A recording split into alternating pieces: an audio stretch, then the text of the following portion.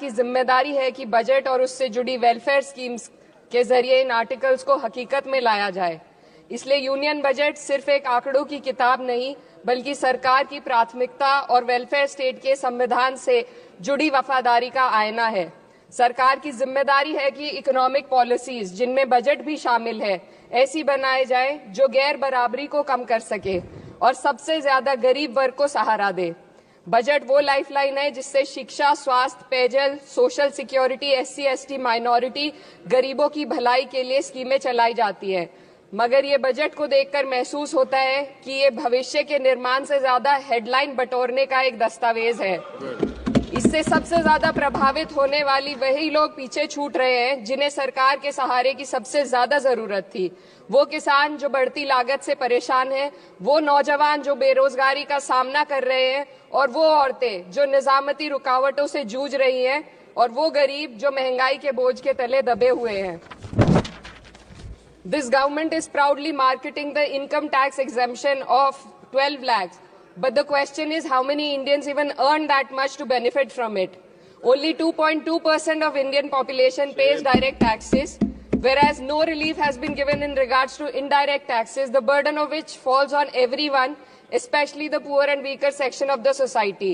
This clearly shows that this is not an inclusive budget. GST की ऊंची दरों ने आम आदमी की कमर तोड़ दी है। जरूरत इस बात की है कि खाद्य सामग्री, दवा, स्कूल की किताबें और जरूरत की चीजों पर टैक्स कम किया जाए। पेट्रोल, डीजल पर टैक्स कम करने की कोई कोशिश नहीं हुई, जिसका सीधा असर हर नागरिक पर पड़ता है।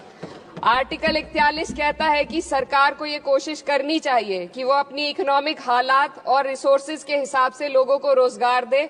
इस बजट ने बेरोजगारी दूर करने की दिशा में कोई ठोस उपाय नहीं दिया है। नई नौकरियों की बात तो छोड़िए, जो पहले से थी वो भी खत्म होती जा रही हैं। स्किल डेवलपमेंट प्रोग्राम के नाम पर करोड़ों खर्च किए जा रहे हैं, मगर सवाल ये है कि ट्रेनिंग लेने के बाद कितने नौजवानों को असल में नौकरी मिल रही है। सरकार के पास इसका भी कोई आंकड़ा नहीं है। सरकारी विभागों में लाखों पद खाली हैं, मगर भर्ती का कोई प्लान नहीं है।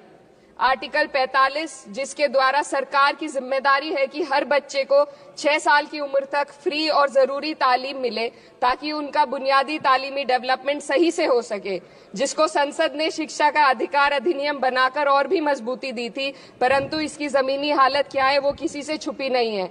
नगरीय क्षेत्रों में सरकारी स्कूलों में शिक्षक न होने की वजह से स्कूल बंद हो रहे हैं तथा दूरस्थ ग्रामीण क्षेत्र के स्कूलों में टीचर ही नहीं पहुंच पा रहे हैं। सरकार कह रही है कि डिजिटल इंडिया और AI से तालीम का इंतजाम होगा,